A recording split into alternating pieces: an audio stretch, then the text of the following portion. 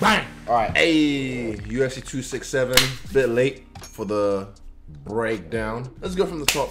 All right, Jan versus GloverTeixeira. Now, I've had history with Jan, obviously, because I went for that side mission, going at that 205 belt. Yeah, unsuccessful.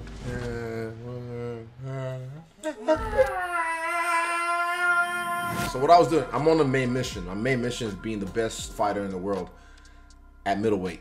And I thought, I'm gonna do a side mission. Go over there, film that side mission, but it wasn't like everyone kept on, oh, Polish power, whatever. I'm still alive.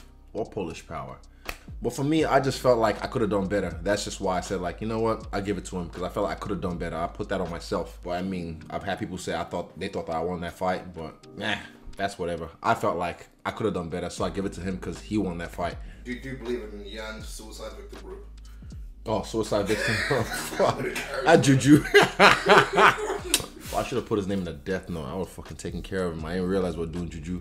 You know what I'm saying? Notables from that fight. Let me see. What I'll give him, his defense. He was really good at pulling away from shots. He was really good at, like, even against the fence, he was really good at countering as well.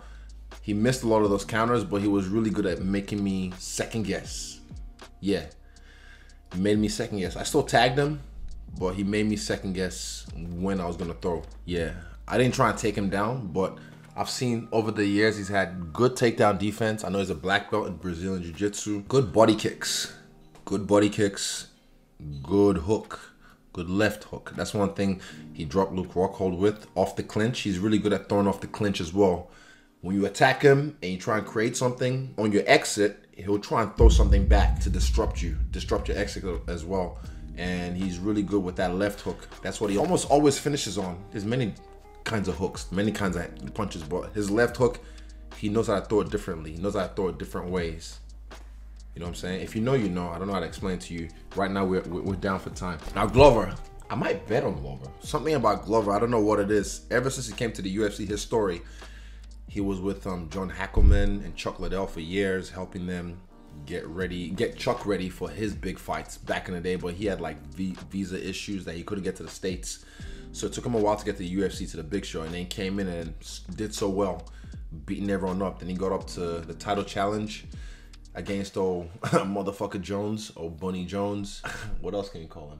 Pulsing Picto Pussy, Wife Beater Jones, Crash into a Pregnant Lady Jones. What else? His many names. Anyway, it's not about him. Glover. Hide under the cage, Jones. Hide under the cage, Jones. Damn. Patrick Starcrib under the cage. Patrick Starcrib. My man living like Patrick Star. Anyway, yeah. Like, something about the way he fights. When I see him fight, I like his boxing. He throws a few leg kicks every now and then. I guess a few body kicks, but no, his boxing is what really makes me look at him, because he kind of comes out like Tyson. His hands is here, and his hook, he's orthodox, so his left hook as well. He's got a nice left hook. Ooh, battle of the hookers, if you will. Don't hook with a hooker. Also, one thing about Glover, though, for whatever reason, I don't know if it's age, but he gets hit a lot. I don't know how, but somehow that gets him into this mode where he's just like, right, I'm awake now. Straight. I used to see, you watched that Ryan Bader fight. When I was watching that live, I remember like, oh shit, he's about to get fucking murked. Oh shit. And next minute, off the fence, Glover got hit and did something, and then boom, and just dropped Bader, and then comes in with the fucking bang. Another one, I think Thiago Santos, he got hit as well. He got dropped with Thiago Santos and then like submitted him. Also, yo, his top game. Glover's top game is ridiculous. It takes his time as well. I like he takes his time. He doesn't just rush. He systematically breaks people down. Boxes them. Then somehow might grab onto a single or get in the clinch and then drop for a double, take them down. He just systematically breaks them down till it's over. He finishes them. And yeah, I feel like if I was gonna bet for whatever reason on this fight, I don't know. Because I also know how tough Jan is. Like, he's hard to put away. And also, he's got that Polish power. I don't know if that's going to put Glover away. I feel like it might. Like I said, it might wake Glover up like, oh shit, okay, we're in a fight. I'll say Jan's method of victory in this fight, keep it standing. Don't go to the ground with Glover. I don't think you should go to the ground with Glover. I think it's a bad idea. Keep it standing. Do more leg kicks. If you can set it up, though. Set up the leg kicks and counter. Whenever Glover goes, you return. I feel like that'll be the best way for Yan to get that victory, or just even stack up points and maybe even catch him. He might drop him because he's a fucking light heavyweight. He's a Polish power guy, so might drop him. But like whenever Glover attacks, return. Glover, I feel like Glover should box and then wrestle, mix it up. Box, wrestle. Even if you don't take him down, just get him guessing. Get him guessing. Eventually, you might get him down, and then from there, do what you do. I feel like Glover on the ground is gonna be superior. I feel like he's gonna be superior to Yan. So let's go to this fight. Spicy. I'm really excited for this fight. Petr Yan versus Cory Sandhagen. This is the hardest fight to pick of the whole night. Both guys I'm fans of. I'm fans of both guys. This fight came about because Aljamain hurt his neck. So now Cory stepped up and is gonna fight against Petr Yan for the interim champion. Oh, by the way, Petr Yan was the champ, and then he threw one of them knees that was illegal. That's fucking illegal. Against my man Aljamain, and Aljamain was like,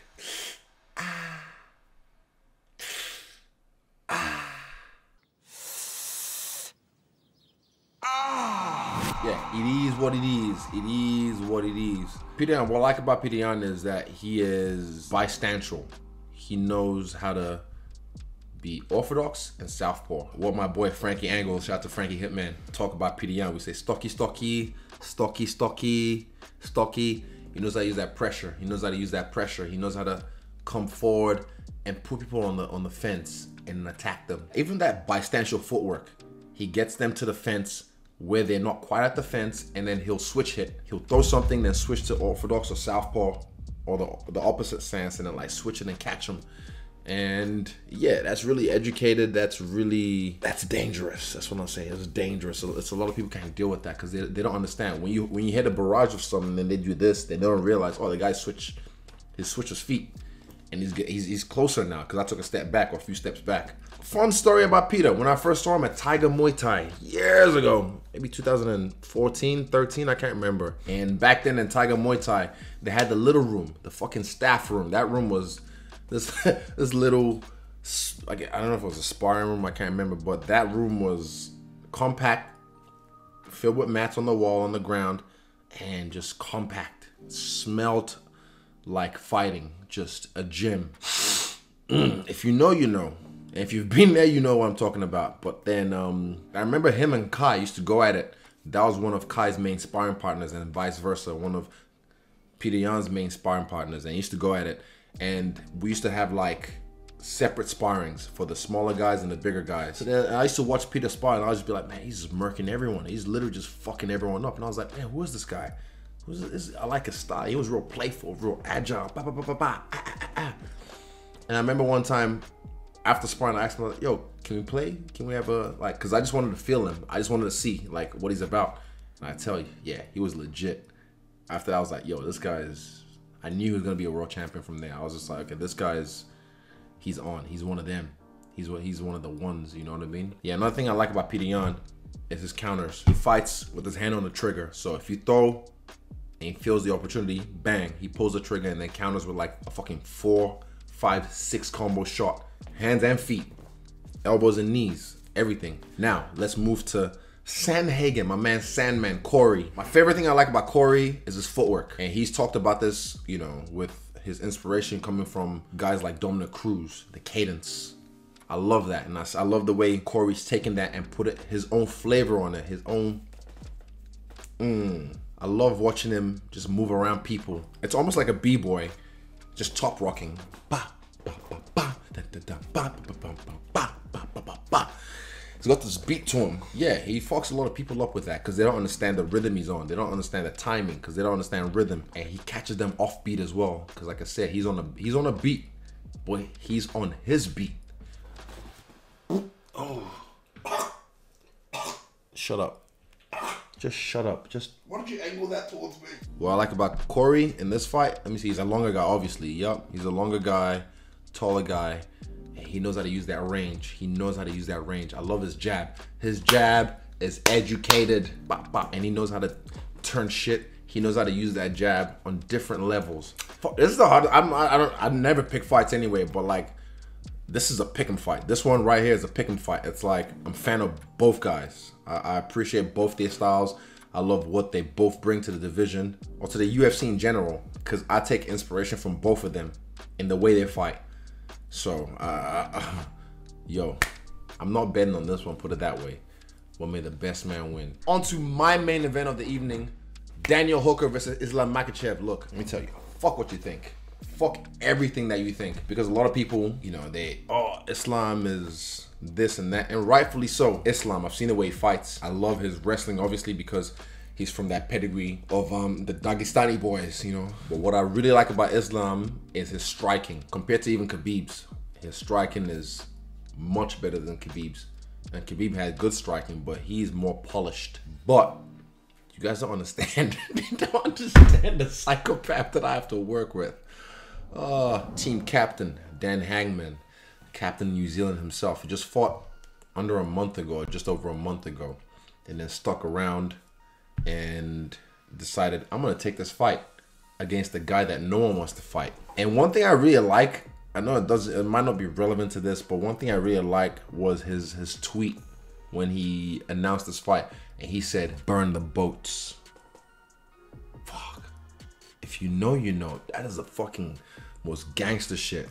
Because when you go to war, back in the day, in the olden days, on ships, you hit your opponent's land, you hit the enemy's territory, you burn the boats because you have no way of going home.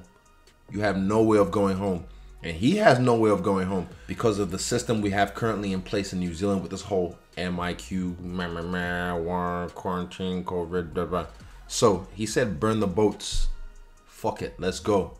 I love that. That just speaks volumes of the character who my man's is. One thing I've always also said as well is when Brad fought Magomed Mustafaev, crazy, another Ruski, beard, Abraham Lincoln, all that. People was like, man, Brad's up for a tough fight. Brad's up for a tough fight.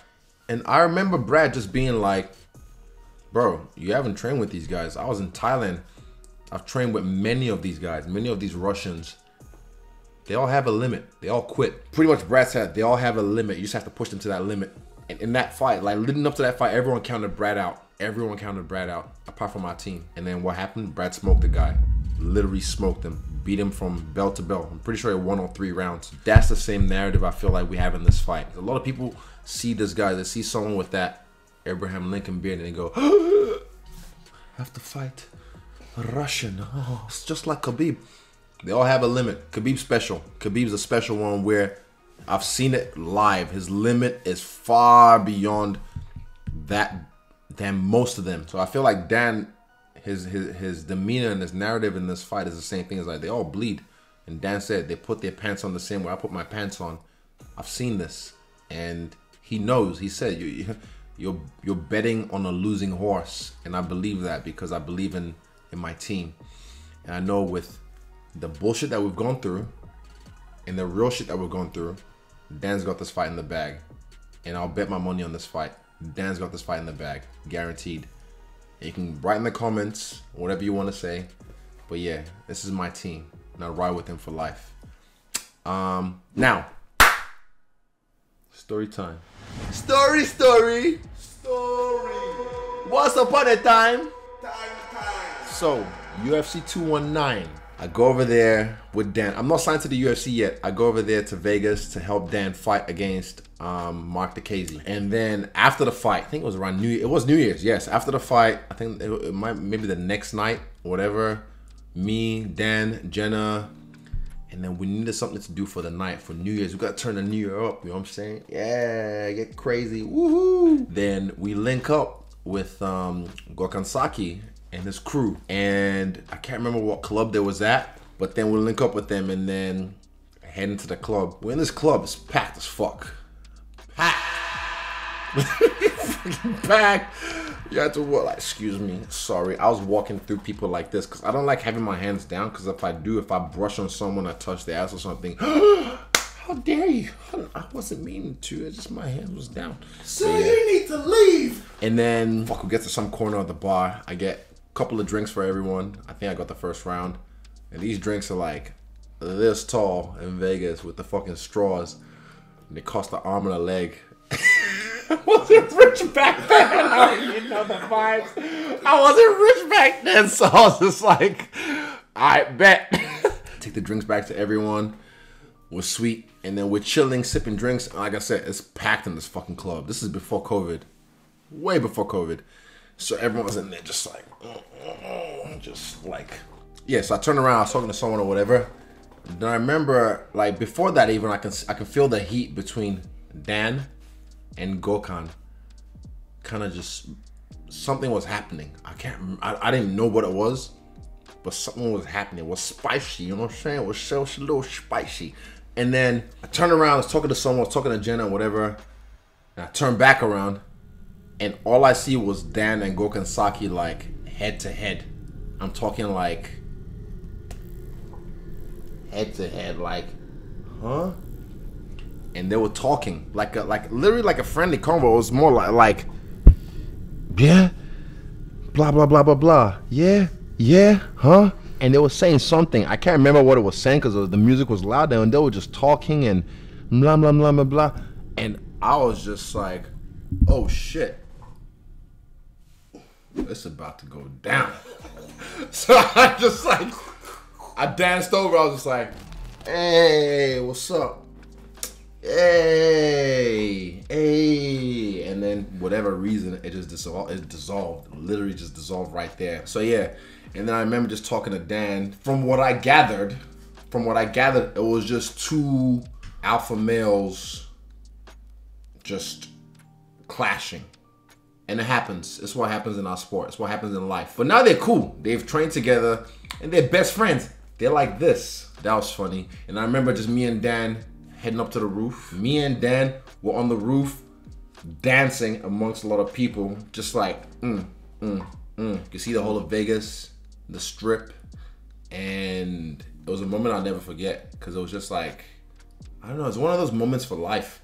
I don't know what it means, but for me, it was almost my first experience as a UFC fighter. Because even though I remember the walkout, I remember being behind Dan, behind Eugene, and just looking around and thinking in that moment, like, man, this is the same shit, just a different stage. It was the same shit.